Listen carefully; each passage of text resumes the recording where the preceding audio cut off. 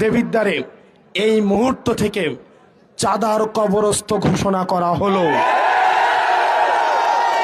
প্রিয় দেবিদ্বারের ব্যবসায়ীরা, প্রিয় দেবিদ্বারের ব্যবসায়ীরা, প্রিয় দেবিদ্বারের ব্যবসায়ীরা, প্রিয় সিএনজি স্টেশনের ভাইয়েরা, পেশাজীবী শ্রমজীবী ভাইয়েরা, প্রিয় হোটেল মালিকরা, যারা দেবিদ্বারে ব্যবসা করবেন সর্ব জায়গায়, সরকারি যেই ধরনের ফি আপনাদের রয়েছে, সরকারি যে আপনাদের নিয়ম মেনে ব্যবসা করার কথা, আপনাদের রেজিস্ট্রেশন, ট্যাক্স ফাইল, এইসব বিষয় ব্যতীত দেবিদ্বারের কোনো ব্যক্তিকে এক পয়সাও আপনাকে চাঁদা দিতে হবে না।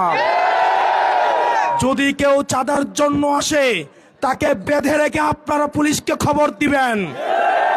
দেবিদ্বারের আইন শৃঙ্খলা বাহিনীকে এই মুহূর্ত থেকে আমি সচেষ্ট করে দিয়ে যাচ্ছি, দেবিদ্বারে যারা চাকরি করতে আসবে তাদেরকে এটা মেনেই চাকরি করতে আসতে হবে।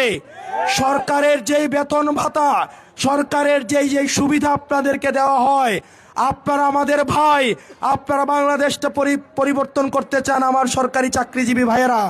আমরা বিশ্বাস করতে চাই আপনারা ঘুষের সাথে জড়িত না, আপনারা কম্প্রোমাইজের সাথে জড়িত না। তারপরেও যদি কোনো অফিসার দেবিদ্বারে ঘুষান্বিত আসে তাকে দেবিদ্বারে চাকরি করতে দেওয়া হবে না। প্রিয় দেবিদ্বারের মাদকের সাথে আপনারা জড়িত আছেন যারা, এতদিন পর্যন্ত মাদক সিন্ডিকেটগুলো রাজনৈতিক ছত্রছায়ায় পরিচালিত হতো। মাদকের একটা অংশ নেতার বাসায় পাঠাতে হতো। এই মুহূর্ত থেকে ঘোষণা দিচ্ছি, দেবিদ্বারের খাতঘর থেকে ইষ্টগ্রাম যদি কেউ মাদকের সাথে কোনোভাবে জড়িত হওয়ার চেষ্টা করেন, আমার ভবিষ্যৎ প্রজন্মকে নিয়ে যদি কোনো ছিনিমিনি করার চেষ্টা করেন, আপনাদেরকে ছাড় দেওয়া হবে না। মাদকের সাথে যারা জড়িত, টেন্ডারবাজির সাথে যারা জড়িত, মাটি কাটার সাথে যারা জড়িত, আর যদি সরকারি নিয়মের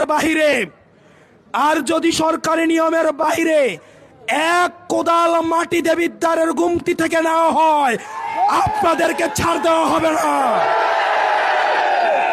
ইতিমধ্যেই মাটি কাটার সাথে যারা জড়িত, টেন্ডারবাজের সাথে যারা জড়িত, চাঁদার সাথে যারা জড়িত, তারা আমাকে অভিনন্দন দেওয়া শুরু করেছেন। হোয়াটসঅ্যাপে আমার সাথে যোগাযোগ করার চেষ্টা করছেন, ফোন করে শুভেচ্ছা জানাচ্ছেন। আমরা আপনার শুভেচ্ছা গ্রহণ করলাম, কিন্তু নামাজ পড়ে তওবা করে আমার সামনে আসতে হবে। আমরা আপনাদের কর্মসংস্থানের প্রয়োজনে ব্যবস্থা করে দিব, প্রয়োজনে রিক্সা কিনে দিব, প্রয়োজনে ভ্যান কিনে দিব, প্রয়োজনে আমরা যাকাত ফিতরা তুলে নিজেরা সহায়তা করে আপনাদের কর্মসংস্থানের ব্যবস্থা করে দিব। কিন্তু আমার গরিব খেটে খাওয়া ভাইদের কোনো অর্থের দিকে, সরকারের কোনো ধরনের সম্পদের দিকে যদি কোনো নিয়ম বহির্ভূত ভাবে আপনারা হাত বাড়িয়েছেন, জনগণ আপনাদের এই হাত রাখবে না।